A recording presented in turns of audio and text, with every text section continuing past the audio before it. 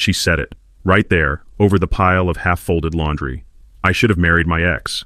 He's got money, a big house, and he's not impotent like you. I just stood there. I didn't yell. I didn't throw anything. I only felt a cold shiver run straight down my spine. I looked at my hands, still holding that navy sock. The only thing I seemed able to hold on to, like it could somehow keep the rest of my life from falling apart. In my head, two roads appeared. One was to stay and spend every day proving her wrong. The other was to walk away and lose 12 years of marriage. But I chose a third thing, the one thing she never saw coming. And that choice changed everything. Not just my marriage, it changed me, forever. If you're a man over 30, you'll understand that moment, when pride stops being an idea and becomes a decision, a step, and I took it.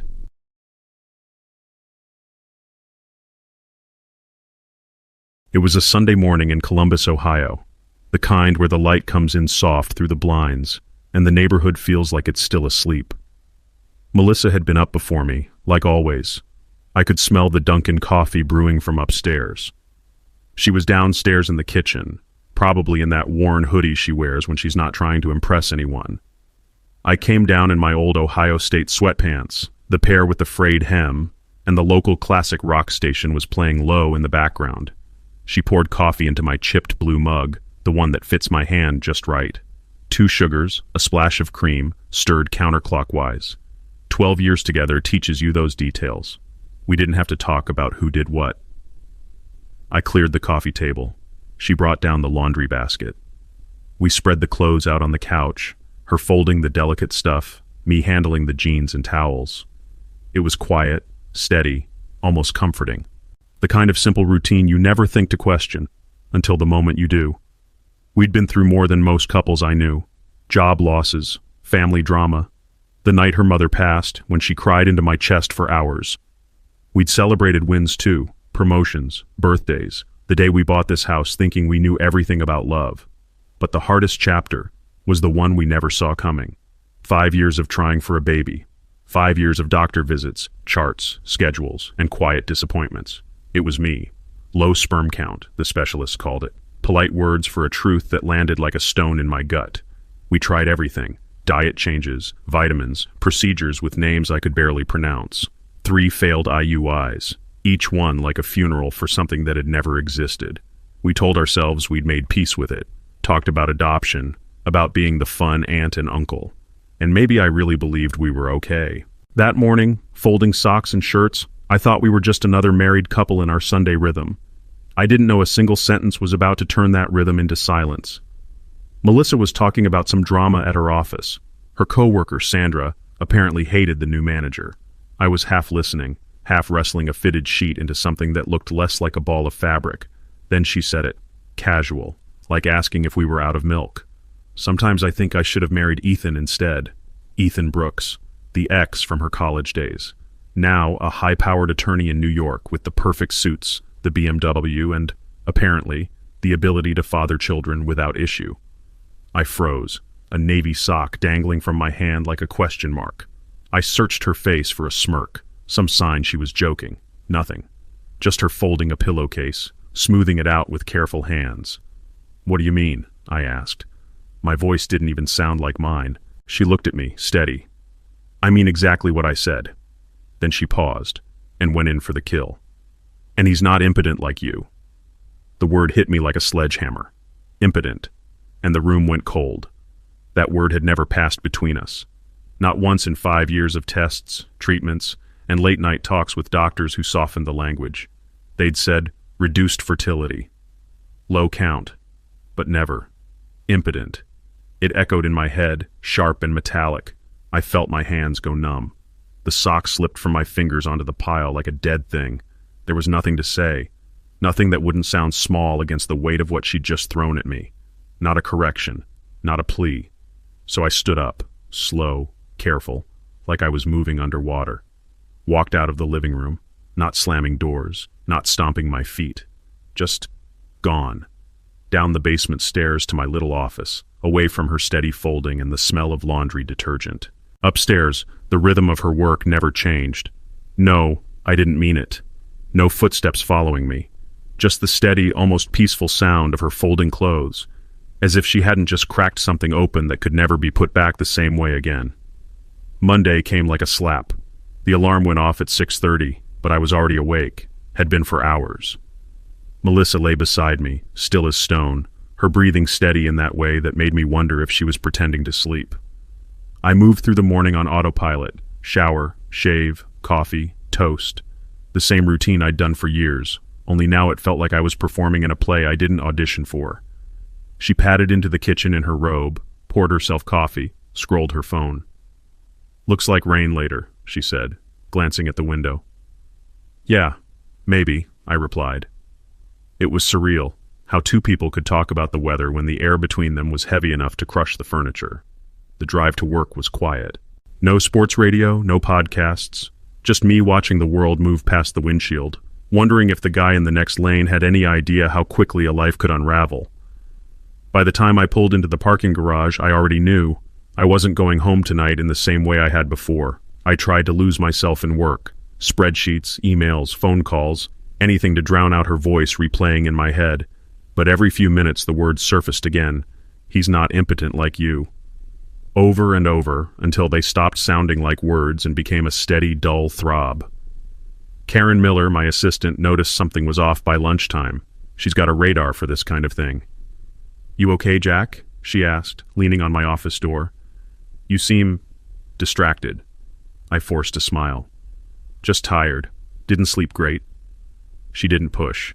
Karen's good that way, offering help without prying. "Well, if you need anything," she said, letting it hang in the air like a safety net. The rest of the day dragged. Every task felt heavier than it should. I kept checking the time, not because I wanted to get home, but because the thought of walking through that front door felt like something I had to prepare for. At 5, I didn't rush out. I sat in my car in the garage for 10 full minutes, staring at the concrete wall, trying to figure out how to act normal in a house that didn't feel like mine anymore. When I finally pulled into the driveway, everything looked exactly the same. The little garden Melissa planted last spring, the porch swing we bought on sale at Home Depot, the home sweet home mat smiling up from the doorstep. But it all felt wrong, like I was walking onto a stage where the play had changed and nobody told me. Inside, Melissa was at the stove, stirring something that smelled like her chicken and rice dish. She smiled when she saw me, same smile as always, but now it felt like a mask. "Hey, how was work?" she asked. "Fine," I said, loosening my tie. "How was yours?" And just like that, we were back to pretending. We ate in small talk, the weather, grocery lists, some news story she'd read online. All the while, the sentence from yesterday sat between us, invisible but enormous. That night in bed, I stared at the ceiling long after she'd fallen asleep, or pretended to. The words still echoed, not just impotent, but everything she'd meant by saying it. Lying there in the dark, I thought back to when it all started, 7 years into our marriage, when we decided we were ready for kids.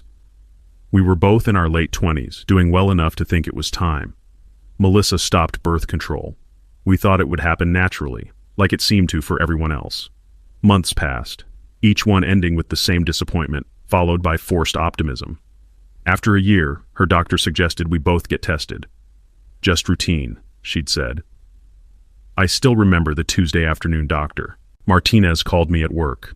I ducked into an empty conference room, thinking it would be quick. Her voice was calm, clinical. "Your sperm count is significantly below normal. Not impossible, but unlikely without medical intervention." I stared at a whiteboard full of someone else's marketing notes, feeling like the floor had shifted under me. That night, Melissa had Chinese takeout waiting. She listened, squeezed my hand, said, "Okay, now we know. We'll make a plan." And we did. God, we made so many plans. Plans that would fail, one by one, until all we had left was silence. We overhauled our diets, cut alcohol, spent hundreds on supplements that came in bottles promising miracles.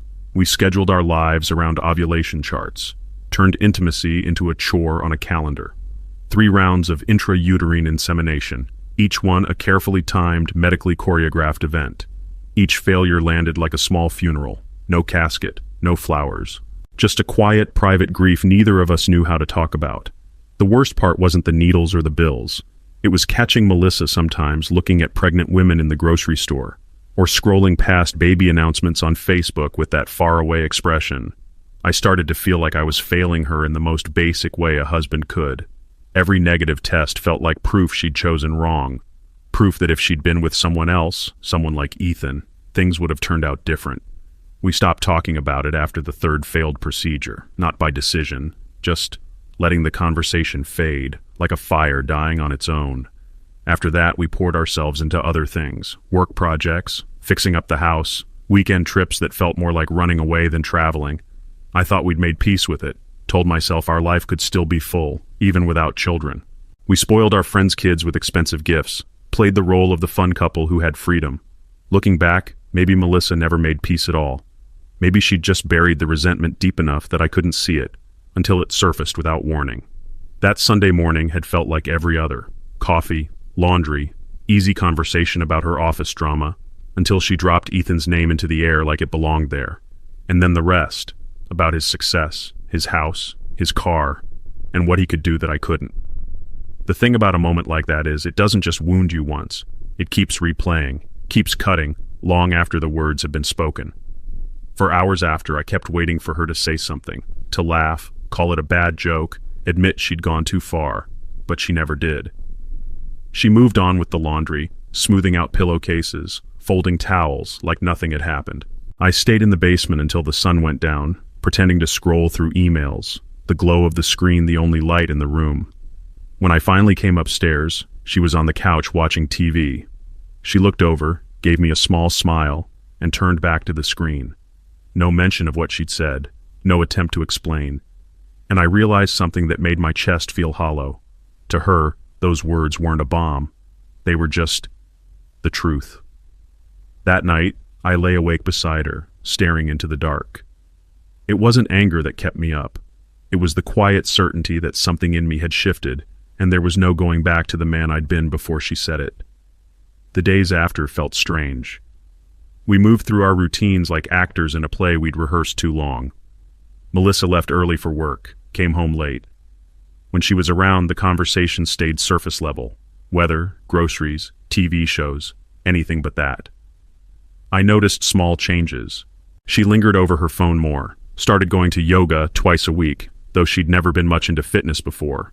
At work, I found myself staying later too. Not because I had more to do, but because the idea of walking back into that house felt heavier every day. Karen noticed, of course. "You're pulling some long hours lately," she said one evening as I shut down my computer. "Yeah," I told her. "Helps me keep my mind busy." But the truth was, my mind wasn't busy, it was circling, looping back to the laundry, the sock in my hand, the cold in my chest, wondering if she'd been carrying Ethan in her head for years, and if I'd been blind to it all along. One Thursday night, close to midnight, I was in the kitchen with a beer, half reading a work report just to pass the time. Headlights swept across the window. A car door shut. Then the front door opened, and Melissa walked in. She wasn't disheveled, but there was something different in her face, like she was holding on to a secret, deciding whether it was good or bad. "Sorry I'm late," she said, dropping her purse onto the counter with a thud. "I had drinks with an old friend." The way she said old friend made my stomach tighten. It wasn't casual. It carried weight. "Anyone I know?" I asked, already bracing for the answer. She opened the fridge, staring inside longer than needed. "Ethan called last week. He's in town. Wanted to catch up." There it was, the name that had been haunting the edges of our conversation since that Sunday morning. I leaned against the counter, my beer warming in my hand. "Ethan," I repeated, the word tasting bitter in my mouth. Melissa closed the fridge without taking anything out and leaned against the counter, arms crossed. "It was just drinks, Jack. We went to that new place downtown, talked about work, caught up. Nothing dramatic." But her body language told another story. The way she wouldn't quite meet my eyes, the way her fingers kept tugging at the cuff of her sleeve, the slight rush in her voice, like she was trying to get through a script she'd rehearsed in the car. "How's he doing?" I asked. I wasn't sure why, maybe to see how easily she'd talk about him. "Good, really good. The law firm's thriving. He just bought a place in Westchester." She hesitated, then added, "He asked about you, about us." I set my beer down, my focus fully on her now. "And what did you tell him?" "The truth," she said quickly. that we've been married 12 years, that things are fine. But I could hear the gaps in her answer, the truth she didn't tell me, and maybe told him instead.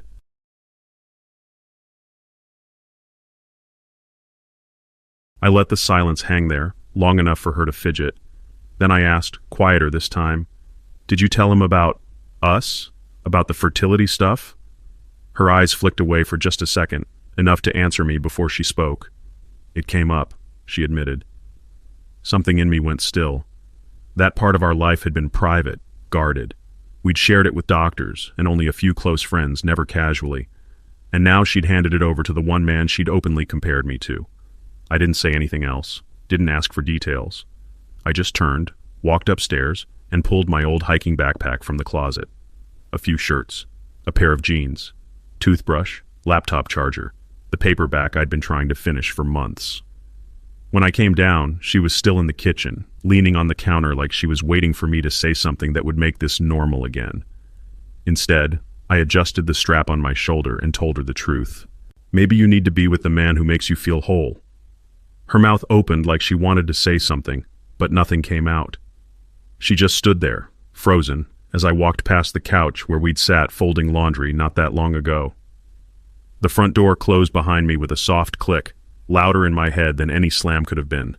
The night air was cool, steady, almost too calm for the storm inside me. I stood on the porch for a moment, breathing it in. I had my wallet, my keys, and enough clothes for a few days. Beyond that, no plan. I pulled out my phone and called Mike Harris. He answered on the second ring, his voice groggy but alert. "Jack, everything okay?" "Can I crash at your place for a few days?" I asked. "No drama talk right now. I'll explain when I get there." He didn't hesitate. "Of course. You know where the spare key is." 20 minutes later, I was parking outside his apartment, one bag in hand, heart still heavy, but lighter than it had been in years. Mike's apartment was exactly what I expected from a 30-something bachelor. Functional couch, a 65-inch TV dominating the living room, kitchen mostly stocked with takeout containers and beer, but it was quiet, and right then, quiet felt like luxury. He tossed me a blanket and pointed to the pull-out couch. "Guest sheets are clean," he said. "Beer's in the fridge, bathrooms down the hall." No questions, no judgment. We stayed up for a while, watching some late-night sports highlights, both of us pretending I wasn't there because my marriage had just split open.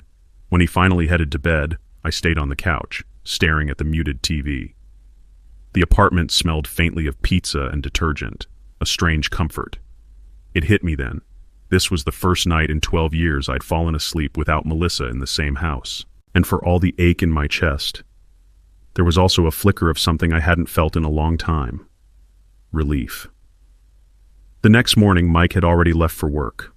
I made coffee in his beat-up Mr. Coffee machine, drank it on the couch while the morning news droned in the background. I didn't rush anywhere. Didn't check my phone, though I knew Melissa had probably texted. Eventually, I looked. 3 messages. "Can we talk? I'm sorry. Please come home tonight." I stared at the screen until it went dark. Not out of cruelty, but because I had no idea what to say that wouldn't either open a wound or close a door I wasn't ready to close. The days fell into a strange rhythm. Work during the day, Mike's couch at night, cheap takeout in between. We didn't talk much about why I was there. By Friday, I realized something. I could keep drifting like this, hiding out in someone else's space. Or I could find my own place. A space that was mine, not ours. That night, I started scrolling rental listings. It didn't take long to find it. A small 1-bedroom on the other side of Columbus. Nothing fancy. Just clean walls, big windows, and a rent I could handle.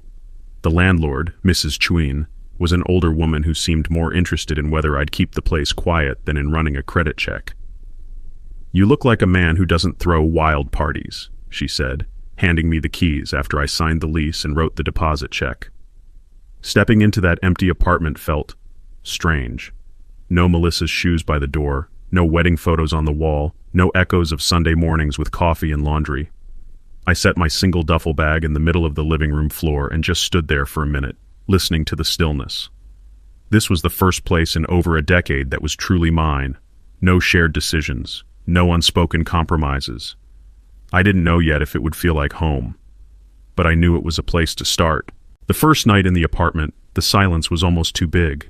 No TV murmuring from another room, no footsteps upstairs, just the hum of the fridge and the occasional creak from the walls. I made coffee the next morning out of habit, even though I had nowhere to be. Sat by the window with the mug in my hands, watching the neighborhood wake up. A jogger with his dog, a delivery truck rumbling past, the guy across the street washing his car for the second time that week. It was simple, almost boring, but it was my boring. I started noticing small things, how light shifted across the floor during the day, how much space there really was in my own head when it wasn't crowded by tension. For the first time in years, there was no one else's schedule to sync with. No quiet calculations about what mood she'd be in. Just me. It was both unsettling and freeing. The bathroom mirror became something new. For years, I'd looked at my reflection through her eyes. The man who couldn't give her children, who wasn't Ethan, who wasn't enough. Now, brushing my teeth in that cramped little bathroom, I saw someone different. Older, sure. Lines around my eyes that hadn't been there at 25. Hair thinning a bit at the crown. But I didn't look broken. I didn't look like a man defined by what he couldn't do. I started running in the mornings. Nothing extreme, just a few miles through quiet streets before work. The rhythm of my feet on the pavement was like a reset button. No noise, no replayed arguments, no ghosts of conversations I couldn't win. By the time I got back, I'd be sweating, breathing hard, but lighter. Like every step was carrying me farther from the man who'd stood in that living room holding a sock while his marriage cracked in half. Grocery shopping felt different now. No debates about organic versus regular, low sodium versus full flavor. I bought what I wanted, when I wanted. Steak on a Tuesday because it sounded good. Ice cream for breakfast on Saturday because no one was there to raise an eyebrow. It wasn't about rebellion. It was about choice.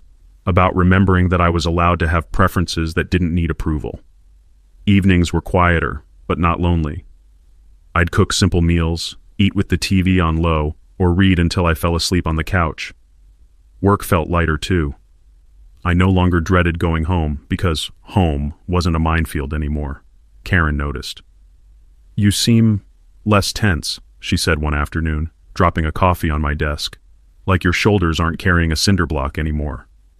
She was right. For the first time in a long time, I could breathe without feeling like I had to explain why. One Thursday, as she set the coffee on my desk, Karen leaned against the doorway. "You should come to trivia night," she said. "A bunch of us meet at Murphy's Tavern every week. It's low-key, but fun." The old me would have made an excuse. Too tired, too much work, anything to avoid small talk with strangers. But my calendar was empty, and for once that didn't feel pathetic. It felt like possibility. "Sure," I said.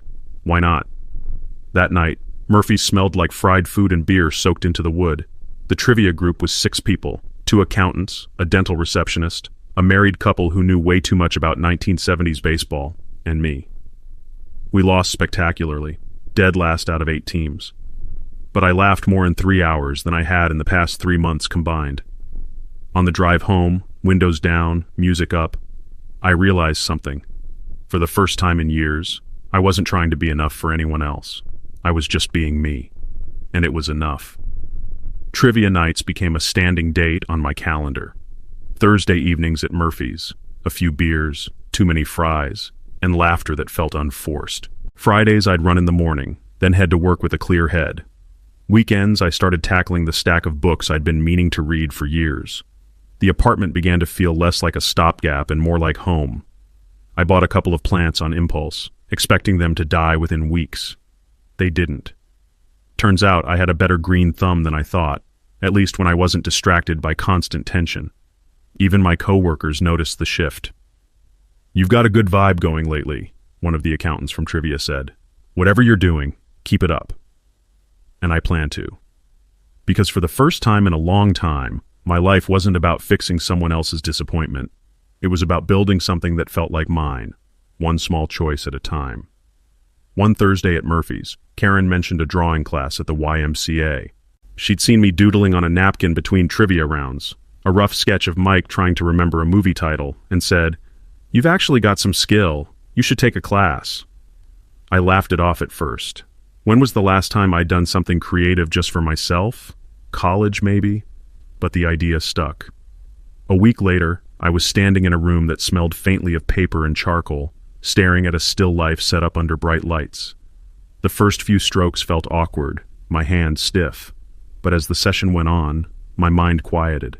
No Melissa, no Ethan, no weight on my chest, just the shape of light on an apple, the shadow beneath a vase. When class ended, I felt the kind of satisfaction I hadn't known I'd been missing. Like I'd just opened a door to a room I didn't realize was still part of me. By the third class, I'd gotten into a rhythm, arriving early, setting up my easel, losing myself in the work. That's when I met Laura Mitchell. She was 2 easels over, maybe early 50s, with silver-threaded hair pulled into a loose bun and laugh lines that suggested she used them often. Her style was loose, confident, like she trusted the page to catch whatever she threw at it. After class, as we were packing up, she glanced at my drawing and smiled. "You frown when you draw," she said. I felt self-conscious. "Do I?" "Not in a bad way," she laughed. "It's like you're having an intense conversation with the paper." That turned into coffee at the diner down the street. Nothing heavy, just stories, her job at the library, my trivia nights, the ridiculous number of plants I'd accumulated. It wasn't a date, but it felt easy, the kind of easy I hadn't had in years. Over the next few weeks, Laura and I started meeting outside of class, sometimes for coffee, sometimes to sketch in the park when the weather was good. She talked about the novel she'd been writing on and off for years, her grown daughter in Portland who called every Sunday, and her love for old movies. I told her about my work, my trivia team, and the strange satisfaction of learning I could keep a spider plant alive. With Laura, there was no performance. I didn't have to calculate my words or measure my tone.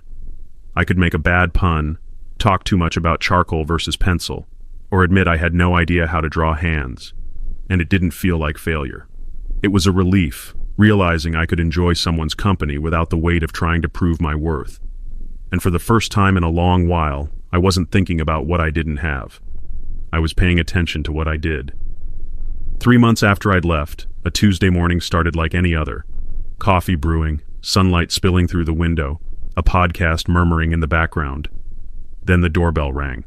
Not a knock, an actual ring. Nobody used the bell. Through the peephole, I saw her, Melissa. She looked different, thinner, hair cut shorter, dressed in jeans and a sweater I didn't recognize. Not healthier thinner. More like coffee and stress had been her diet. I kept my hand on the deadbolt for a moment, not sure what I was supposed to feel. Anger? Nostalgia? Pity? When I opened the door, she looked up at me with eyes rimmed red. "Hi, Jack," she said, voice small, careful. "Melissa," I answered. I didn't invite her in, didn't shut the door either. "Can we talk?" she asked, arms wrapping around herself like she was cold. "Please. I know I don't have the right to ask, but I need to talk to you." For a second I considered saying no. I remembered every sleepless night, every replay of her words about Ethan, about me. But something in her posture, shoulders drawn in, voice trembling, made me step aside. She walked in slowly, eyes scanning the room like she was entering unfamiliar territory. She'd never seen me live alone, never seen what my life looked like when it wasn't shaped around her habits, her preferences. Her gaze lingered on the books stacked on the coffee table, the running shoes by the door, the single mug in the sink. "This is nice," she said, though it sounded more sad than complimentary. "It suits you." I stayed standing, arms crossed, didn't offer coffee, didn't tell her to sit. The silence stretched until she took a shaky breath. "I made a mistake," she said quietly, like the words might break if she spoke them too loud. I didn't move, just waited for the rest. "It wasn't what I thought," she said, eyes fixed on the floor. "Ethan, he's still the same guy he was in college, charming, successful, empty." Her voice hardened, bitterness creeping in. "He talks like his job, his car, his address are the only things that matter, like those things make him worth more." She sat on the edge of my couch, leaning forward, elbows on her knees. "We went out a few times after that first drink. I thought—" She stopped, shook her head. "I don't know what I thought. That maybe I'd been wrong about us. That maybe I'd traded the wrong man for the wrong reasons." Her eyes met mine then, and I saw it. Regret, raw and unpolished. But the second I brought up working things out with you, or anything real, he pulled away, like I'd just reminded him I was a detour, not a destination. She swallowed hard. And that's when I knew. He never wanted the life I thought he could give me. Not really. Her eyes were glassy now, tears threatening. "You know what he said when I told him about our fertility issues?" she asked. I didn't answer. He said that's exactly why he never wanted to get serious with anyone. Too much drama, too much baggage. The word came out like it tasted bad. For a moment, I just looked at her. Because right then, I understood. She'd run toward him thinking he was everything I wasn't, only to find out he was less than I'd ever been. "You stayed through all of it," she said suddenly, her voice cracking. "Every doctor's appointment, every failed procedure, every month I locked myself in the bathroom and cried because my period had started again. You stayed. And I repaid you by making you feel like you weren't enough." The tears came then, messy, unguarded. But I didn't rush to comfort her, because while her words were true, something in me had already shifted too far to go back.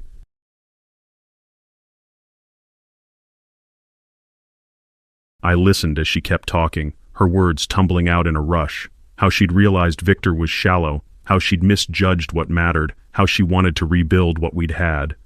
But sitting there I felt nothing, no flare of anger, no vindication, just a steady, almost peaceful emptiness. 3 months ago, I might have reached for her hand, told her we could work through it, started sketching plans for reconciliation, but that man didn't live here anymore. "I believe you're sorry," I said finally. Her face lit up for a second, hope sparking like a match, until she heard my tone. "Then," she started, but I cut her off. "I'm done trying to be enough for someone who's already decided I'm not." The words hung between us, heavy, undeniable. Her expression collapsed, tears spilling faster, but I didn't move to catch them, because this time, her pain wasn't mine to hold. She sat there for a moment, frozen, as if the weight of my words needed time to settle. Her eyes searched my face, maybe hoping for a crack, a sign that I didn't mean it, but there wasn't one. Finally, she stood. Her movements were slow, like her body was heavier than it had been when she walked in. She smoothed her sweater, glanced around the apartment one last time. "I don't know how to undo what I did," she whispered. "You can't," I said, my voice calm, steady. She nodded once, almost to herself, and walked to the door. Her hand lingered on the knob before she pulled it open. I didn't follow her, didn't watch her walk away. Just listened as the door clicked shut and her footsteps faded down the hall. The room was silent again, but this time, it wasn't the hollow quiet of loss. It was the clean, clear quiet of something finished. I stayed standing in the middle of the living room for a while, not moving. The mug of coffee I'd made earlier sat cold on the counter, untouched. It was strange, no rush of relief, no sting of fresh pain, just a stillness, like the air after a heavy storm when you know the worst is over. I walked to the window and looked out at the street. Same cars parked along the curb, same neighbor walking his terrier, same sunlight on the pavement. The world hadn't changed, but I had. I thought about the man I was 3 months ago, trying to hold a marriage together with both hands, believing that staying was proof of love. Now I knew better. Sometimes love is leaving. Sometimes it's refusing to shrink yourself to fit someone else's measure. I picked up the cold coffee, poured it down the sink, and brewed a fresh pot, because the day was still ahead of me, and it was mine. I took my fresh coffee to the small table by the window. The sunlight was warm on my arm, the street below quietly alive, kids on bikes, a mail truck humming past, the faint sound of someone's radio drifting up from another apartment.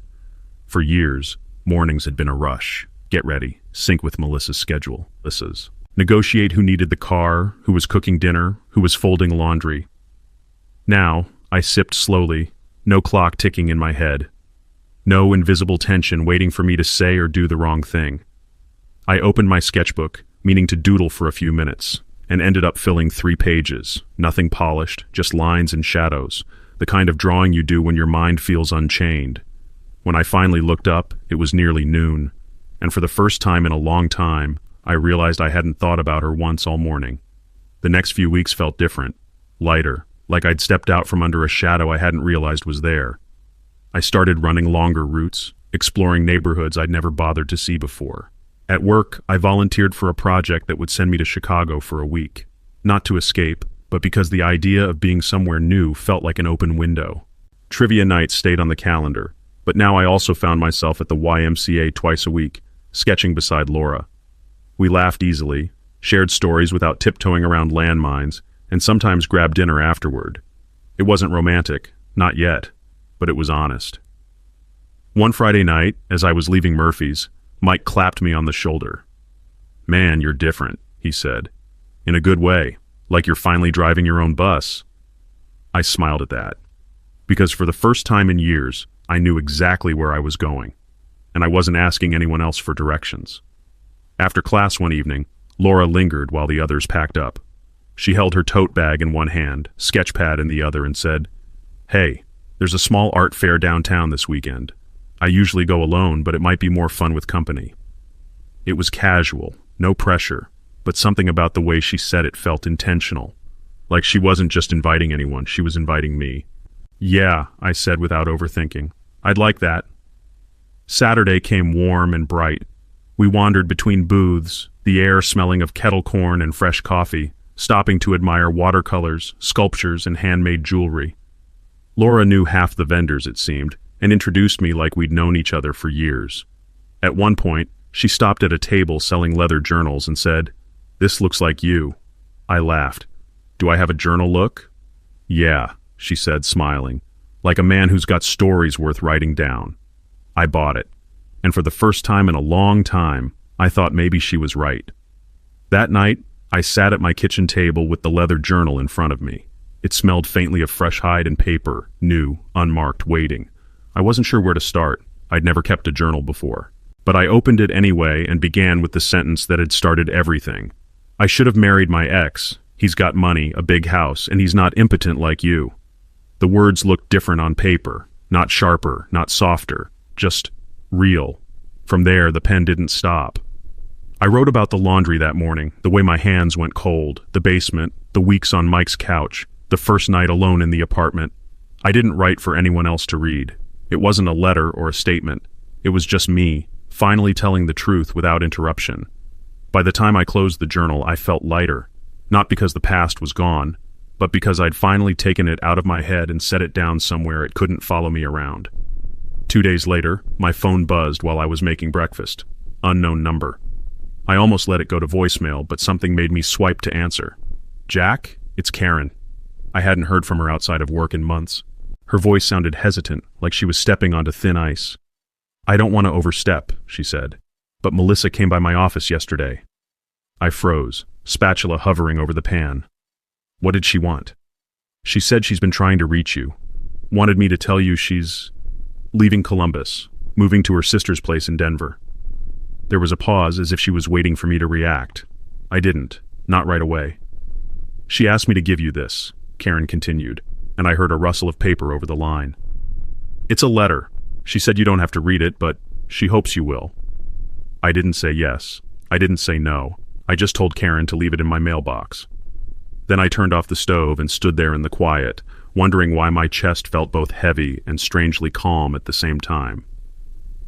The envelope sat in my mailbox all afternoon. Cream-colored, my name written in the familiar slant of her handwriting. I brought it inside, set it on the kitchen counter, and walked past it 3 times before I finally opened it. Inside was a single sheet of lined paper, folded twice. Her words were neat, deliberate, no crossouts, no smudges. She wrote about Denver, about starting over, about staying with her sister until she figured things out. Then she wrote about me.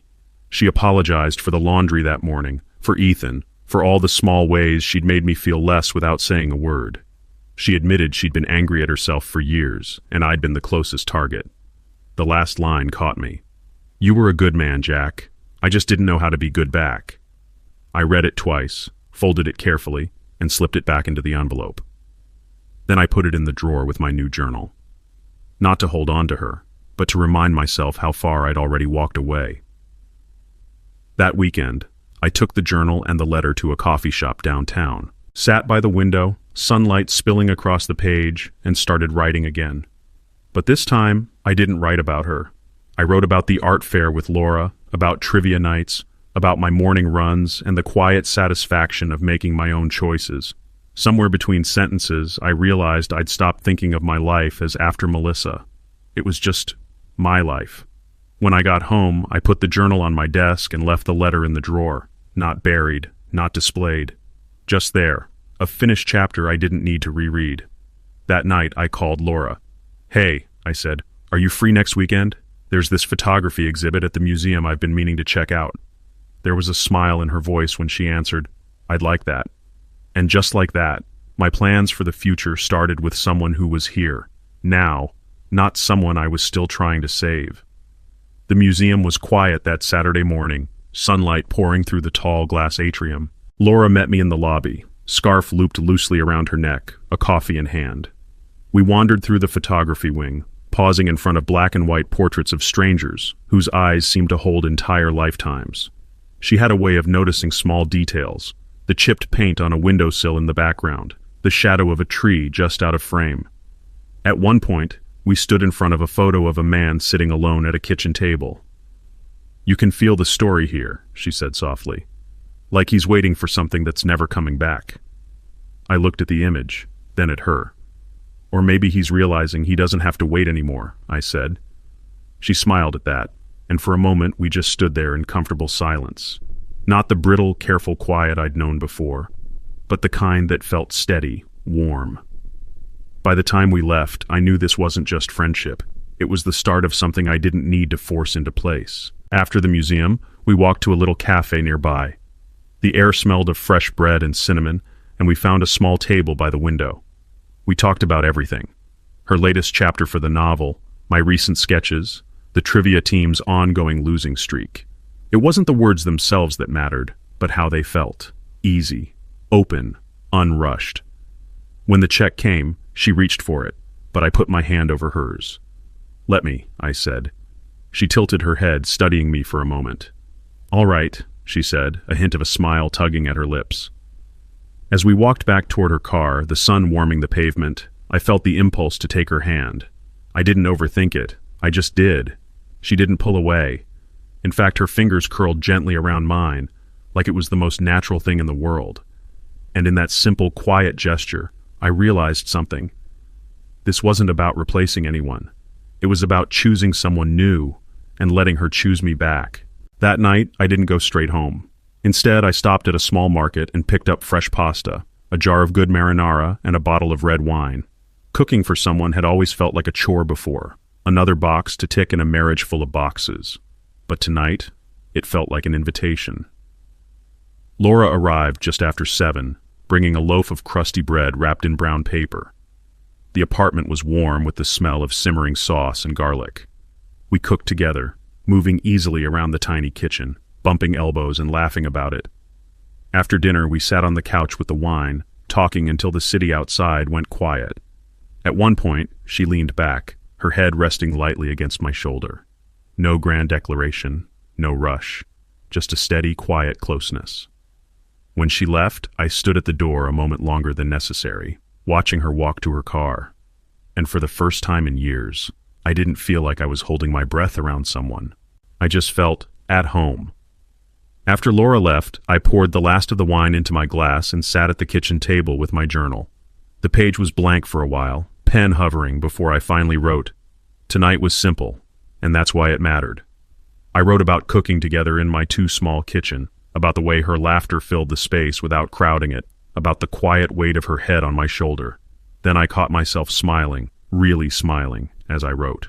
Not the polite kind you give to keep the peace. The kind that starts somewhere deep and works its way out. When I closed the journal, I didn't feel the heaviness that used to settle on me at the end of a day. Instead, I felt curious. Curious about where this could go, about what the next page might look like. And for the first time, I didn't feel like I was recording an escape from something. I was writing my way toward something new. Over the next few weeks, life settled into a rhythm I hadn't known I was missing. Morning runs, work that felt purposeful, trivia on Thursdays, drawing classes on Tuesdays, and more often than not, a coffee or dinner with Laura somewhere in between. One Saturday, we went to the farmer's market. She bargained cheerfully with a tomato vendor while I carried her bag of produce, and I caught myself thinking, this is what easy looks like.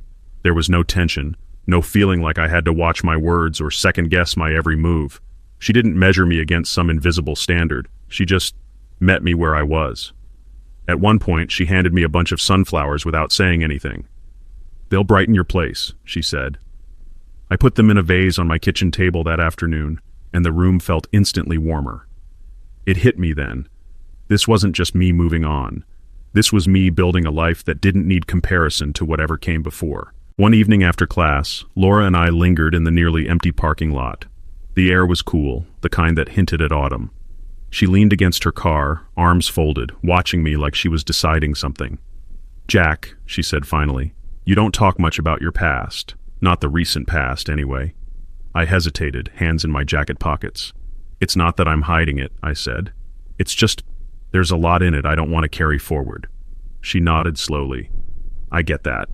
But I also think the people who matter can handle hearing where you've been, even the messy parts." Her tone wasn't pushy, just open. So I told her.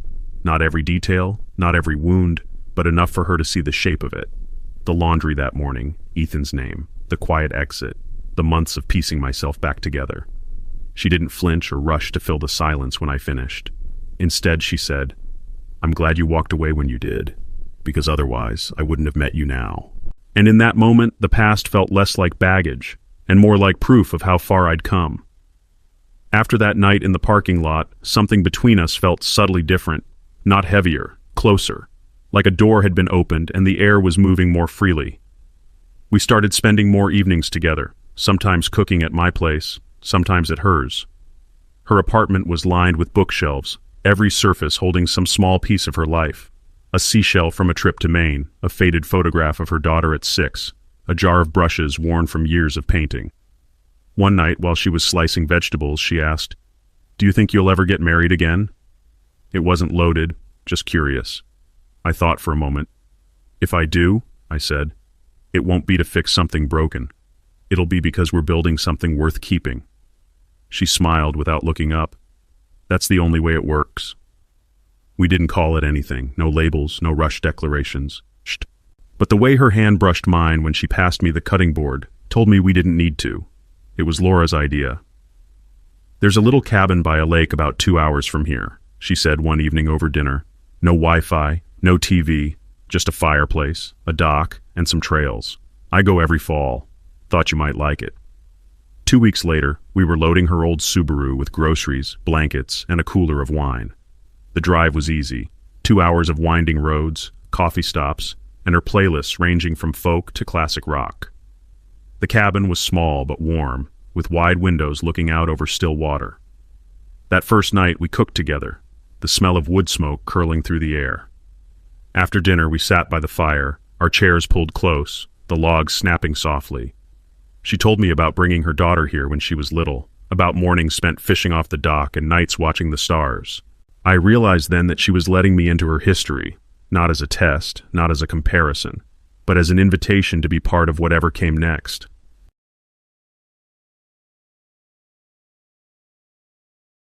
The first morning at the cabin, I woke to the smell of coffee and the sound of soft waves lapping against the shore.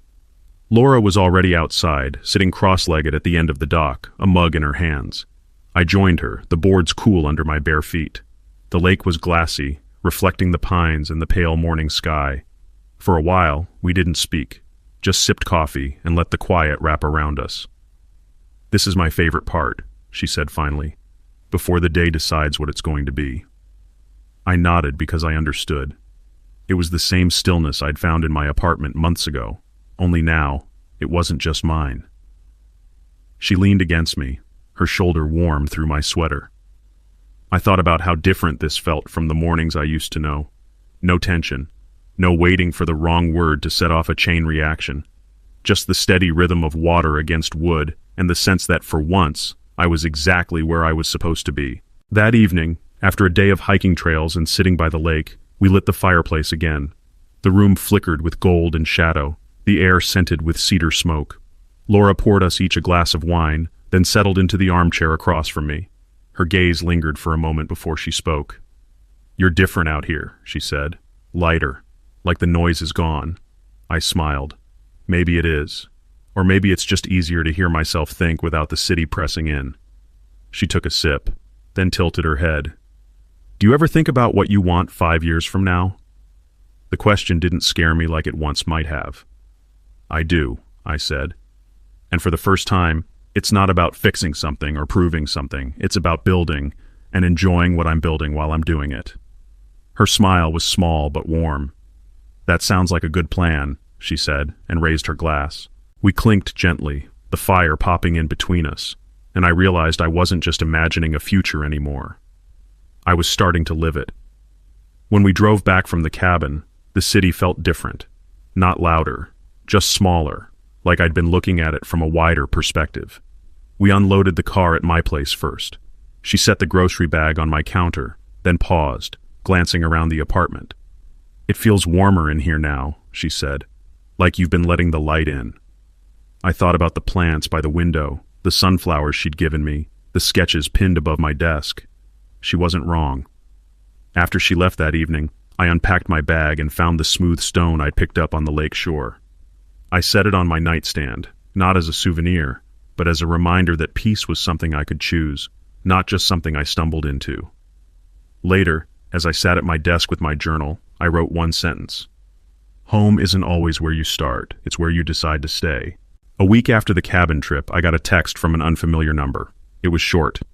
"I'm in Denver now. I hope you're doing well. Melissa." For a moment, I just stared at the screen, not with the jolt of anger I might have felt months ago, more like noticing a faint echo in a room I'd already left. I didn't respond right away. Instead, I made coffee, opened the curtains, and went about my morning. By noon, I decided I didn't need to answer at all. Not out of spite, but because the conversation had already ended the day she walked out of my apartment. I deleted the message, slid my phone into my pocket, and called Laura instead. "Want to check out that new ramen place tonight?" I asked. Her yes came with a smile I could hear, and just like that, the echo faded into the background where it belonged. That evening, the city was slick with rain, the streets reflecting neon signs and taillights. Laura and I ducked into the ramen shop, the air thick with steam and the scent of broth and garlic. We sat at the counter, shoulder to shoulder, watching the chefs work, noodles dropping into boiling water, ladles of soup poured with precision. She told me about a book she'd just finished, one she loved so much she'd stayed up until 2 a.m. to finish it. I told her about a new sketch I was working on, inspired by the cabin's dock at sunrise. Halfway through the meal, she reached over and stole a piece of pork from my bowl without asking. I pretended to be outraged, and she laughed so hard she almost dropped her chopsticks. When we stepped back out into the rain, she took my hand without thinking about it. The city lights blurred on the wet pavement, and I realized this wasn't the kind of night I used to dream about. It was better. 2 days later, it was Sunday, the kind of gray, quiet morning that used to feel heavy. Now it just felt open. Laura came over with a bag of groceries. "Figured we could make pancakes," she said, setting eggs and blueberries on the counter. We cooked slowly, without hurry. I flipped pancakes while she made coffee, the smell filling the apartment. Music played low from the speaker, something soft and warm. After breakfast, we ended up on the couch, her legs tucked under her, my arm resting along the back cushion. We talked about nothing important, movies we loved as kids, the worst haircuts we'd ever had, places we might want to travel someday. At one point, she leaned her head against me and said, "I like Sundays here." I thought about how not long ago, Sundays were the day I dreaded most, the day the walls felt closest. Now they felt like the start of something, not the end. And maybe that was the biggest change of all.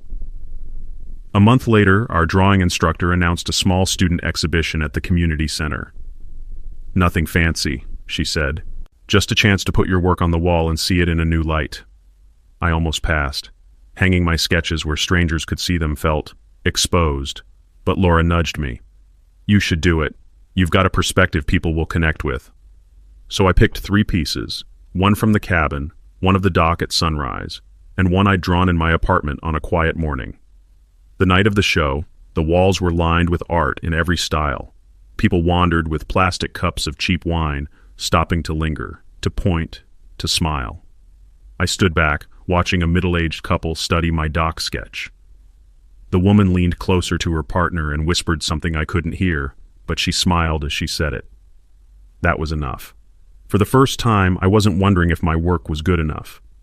I was just glad it existed. After the show, Laura and I walked to a little bakery still open late. We split a slice of chocolate cake at a corner table, the window fogged from the warmth inside. "You looked proud tonight," she said, a teasing smile in her voice. "I think I was," I admitted. "Not just of the drawings, of where I am now." She reached across the table, her fingers brushing mine. "That's the thing about starting over," she said. "One day you look around and realize you've built something without even noticing." On the way back to my place, the streets were quiet, the air cool and clean after an earlier rain. When we got inside, I set the program from the art show on my desk, right next to my journal. It wasn't a trophy. It wasn't proof for anyone else. It was just a reminder of the day I stopped measuring my life by what I'd lost. A week after the show, I sat at my desk with the leather journal open in front of me. The pages were nearly full now, lines and sketches and pieces of days I didn't want to forget. I flipped back through them. The morning I left, the nights on Mike's couch, the first run in the new neighborhood, meeting Laura at class, the cabin, the art show. Each page felt less like a record of survival and more like a map of where I'd learned to live again. On the final blank page, I wrote, "This isn't the end of my story. It's just the end of the first chapter. I am not the man who stood frozen in his own living room that day. I am the man who walked out, found his breath, and kept going." I closed the journal, slid it into the drawer with Melissa's letter, and felt no weight from it, just the quiet satisfaction of knowing it would stay there, complete. Then I reached for a new, empty notebook. Because I already knew the next chapter would be worth writing too. It was a Thursday night at Murphy's, months since the laundry, the fight, the door closing behind me. The trivia team was in rare form. We were still losing, but laughing hard enough not to care. Laura sat next to me, her hand warm on my knee under the table. Mike was across from us, grinning as he tried to convince the team that Ohio once had its own Navy. The place smelled like fried food and spilled beer, the same as it always had. But I realized I wasn't the same man who first walked in here alone. Back then, I'd come looking for distraction. Now I came because it felt like home. As the final round ended, someone shouted for another pitcher, and Laura leaned close, her voice just for me. "You look happy," she said. And I was. Not because everything was perfect, not because I'd erased the past, but because I'd walked through it, out the other side, and found a life that was mine. Messy, imperfect, full of late-night laughter and quiet mornings on the dock, and I wouldn't trade it for anything.